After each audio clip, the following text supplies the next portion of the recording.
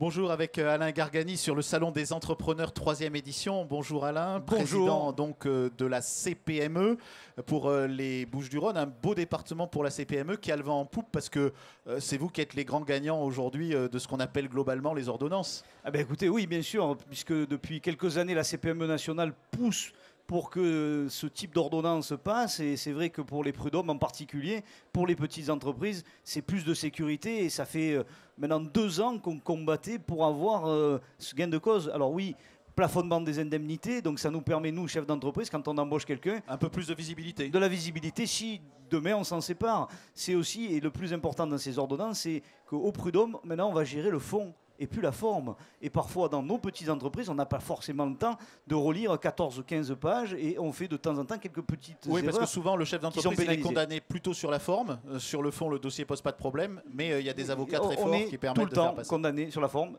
Et voilà, aujourd'hui, ça sera plus le cas. Et ça, pour nous, c'est une belle réussite. Alain, on parle beaucoup de simplification de la vie des entrepreneurs, notamment de ceux qui ont des boîtes de moins de 10 salariés, c'est-à-dire la quasi-totalité du tissu local. Alors il y a de très grandes boîtes avec beaucoup de salariés, mais si on prend le nombre d'entreprises, on a plutôt des TPE ici, dans ce département.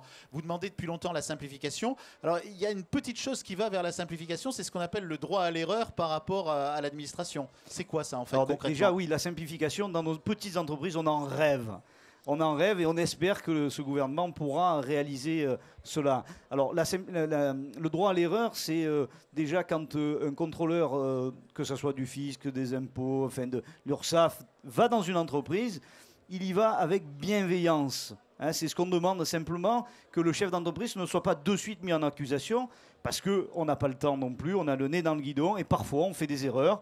Alors des erreurs qui peuvent coûter très cher, et là on veut de la bienveillance. Et ce droit à l'erreur nous permettra d'avoir peut-être des contrôles à blanc, qu'on vienne une année nous contrôler en nous disant voilà les erreurs que vous avez faites, attention, on va revenir, régler ces erreurs-là. Et ça permettra aux chefs d'entreprise à la fois de grandir, mais surtout de ne pas être sous ce stress intense quand vous avez ces contrôles qui peuvent être une dérive vers la fin d'une entreprise parfois.